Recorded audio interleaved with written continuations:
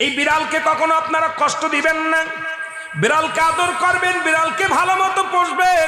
বিড়াল যদি কোনো জাতির জন্য দোয়া করে, কোন গৃহস্থর জন্য দোয়া করে, ওই সংসারের মধ্যে উন্নতি শুরু হয়ে যায়। ওই সংসারের মধ্যে আর এক নাম্বার হলো, যে ঘরে বিড়াল থাকে সেই ঘরে জিন আসতে পারে না, জিন বাস করতে পারে না।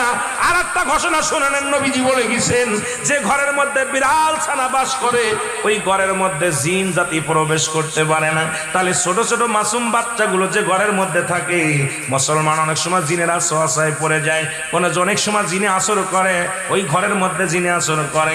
যে ঘরের মধ্যে বিড়ালকে আদর করে বিড়াল থাকে, ওই ঘরের মধ্যে বিলাই বিড়াল বিড়াল বিলাই বিলাই, এইটা যার ঘরের মধ্যে আছে এই ঘরের মধ্যে দুষ্ট জিনেরা আসতে পারে না। জোরে জোরে চিল্লায় বলা যাবে না মারহাবা।